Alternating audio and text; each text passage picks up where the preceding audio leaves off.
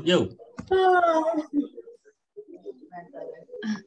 Assalamualaikum warahmatullahi wabarakatuh.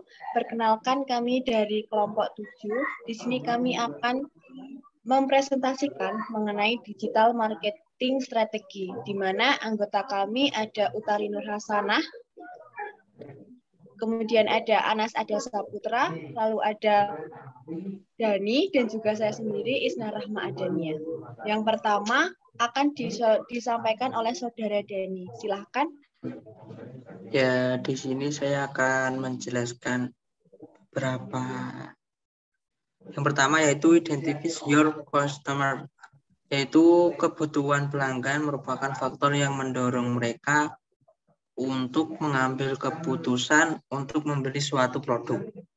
Menurut definisi, kebutuhan pelanggan adalah keinginan akan produk, baik barang maupun jasa, yang dapat berasal dari berbagai lini konsumen, baik individu maupun kelompok. Dengan memahami kebutuhan pelanggan, Anda dapat menyediakan produk atau layanan yang membantu mereka dengan mudah menghasilkan penjualan. Jadi, ketika kita mau menjual sesuatu itu, kita tahu kebutuhan pelanggan itu apa. Jadi, kebutuhannya semisal kebutuhan pokok, berarti kita harus menjual kebutuhan pokok. Jadi pertama itu kita tahu apa kebutuhan pelanggan itu, baru kita mau menjual apa.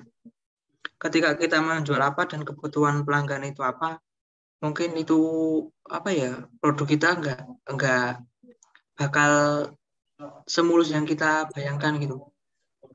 Yang kedua, identifikasi your competition. Dengan melihat kelemahan dan kekurangan pesaing, perusahaan dapat lebih menguat kelebihan dan menonjolkan ciri khasnya agar mudah diingat oleh konsumen. Jadi kita itu ketika mau berjualan itu kita melihat pesaingnya dulu, kelemahan pembisnis yang dekat dengan kita itu apa. Kalau kita udah tahu kelemahan pesaing terdekat kita bisa ambil peluang di situ gitu. Untuk selanjutnya yaitu content marketing. Content marketing adalah jenis digital marketing dengan sarana berupa konten, baik yang bentuknya tulisan, audio, gambar, atau video. Proses content marketing biasanya dilakukan beriringan dengan sosial media marketing, email marketing, atau digital. Jadi di sisi lain kita memasarkan marketing di kayak di promosi atau kita juga bisa memasarkan atau mempromosikan hasil marketing kita itu lewat gambar kayak pamflet atau apa itu di desain atau berupa video yang bisa kita upload di media sosial seperti email marketing atau digital audis. Ya, selanjutnya saya kembalikan ke Saudara Isna. Baik, terima kasih. Saya akan menjelaskan lanjutan dari Saudara Dani ya. Kemudian selanjutnya ada sosial media marketing, di mana strategi digital marketing ini pemasarannya itu menggunakan media sosial. Lalu kita bisa menggunakannya melalui misalnya YouTube, TikTok, IG, kemudian Facebook, dan lain-lain. Bisa disesuaikan dengan target konsumen yang kita tuju. Lalu ada email marketing. Jenis digital marketing satu ini merupakan pemasaran melalui surat elektronik atau email. Kemudian email marketing ini biasanya digunakan untuk usaha bisnis to bisnis.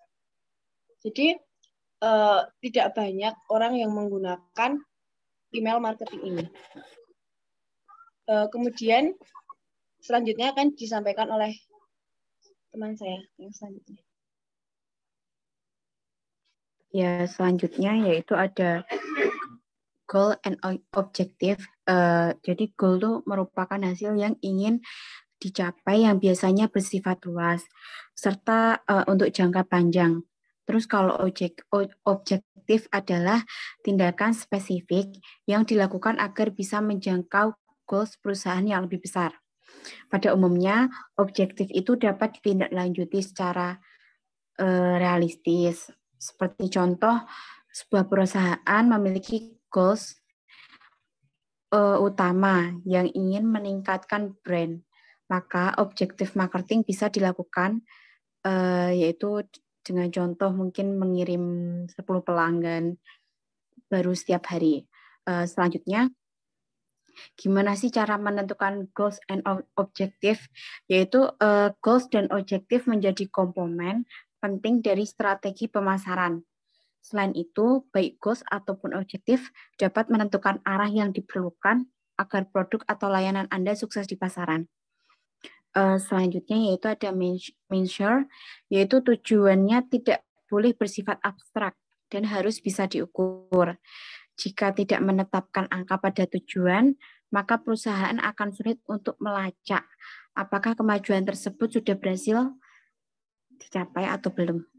Selanjutnya akan dijelaskan oleh Anas. Baik, di sini saya akan menjelaskan mengenai decide the role.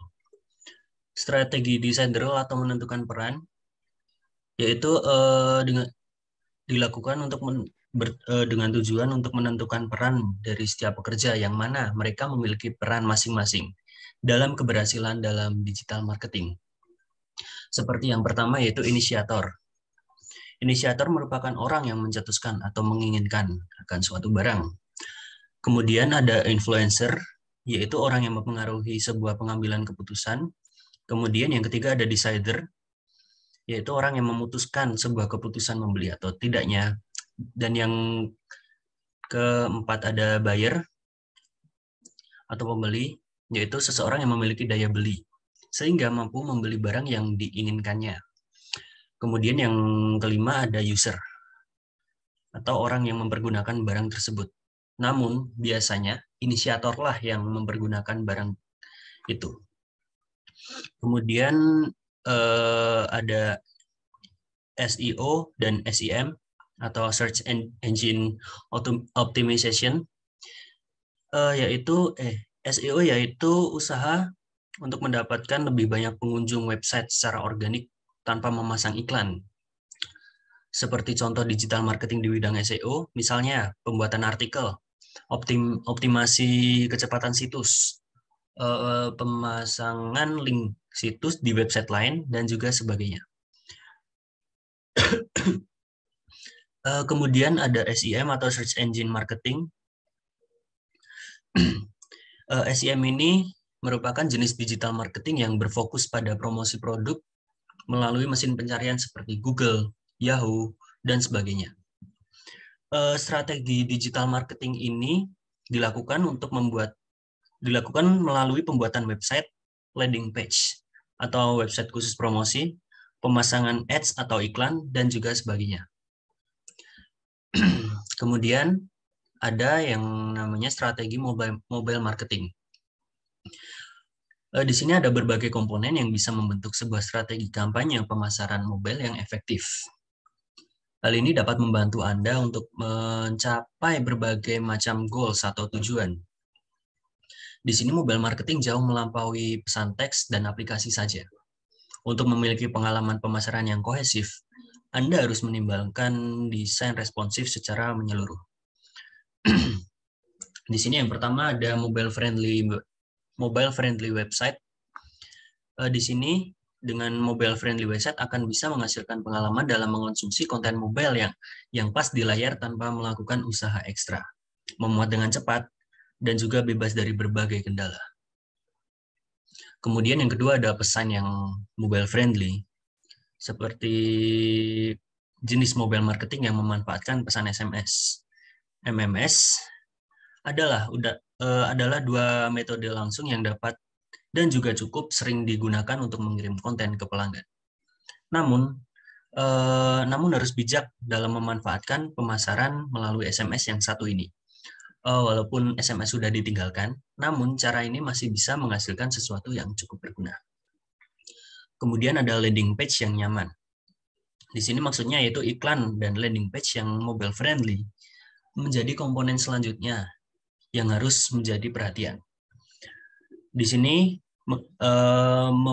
landing page ini menggunakan desain yang responsif secara otomatis akan memformat konten halaman website untuk tampilan yang optimal di perangkat apapun.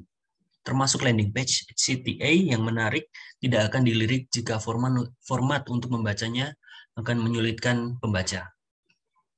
Kemudian ada aplikasi mobile friendly. Aplikasi seluler yang ramah akan bisa memberikan peluang untuk mendorong engagement yang lebih dalam menarik perhatian pelanggan.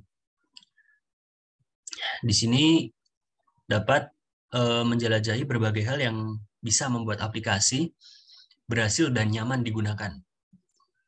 Kemudian di sini ada berbagai cara strategi pemasaran online berbasis mobile marketing. Yang pertama yaitu menciptakan mobile buyer persona. Kemudian yang kedua menentukan tujuan. Yang ketiga menentukan KPI seperti engagement, akuisisi, dan juga customer service. Lalu yang terakhir ada memantau berbagai metrik yang berhubungan. Di sini keuntungan mobile marketing yaitu yang pertama akses yang mudah, memiliki potensi yang tinggi untuk menciptakan viral. Kemudian yang terakhir ada transaksi yang cenderung instan. Mungkin cukup segitu saja pemaparan dari kelompok kami. Jika ada salah kami mohon maaf. Sekian, terima kasih. Wassalamualaikum warahmatullahi wabarakatuh. Waalaikumsalam.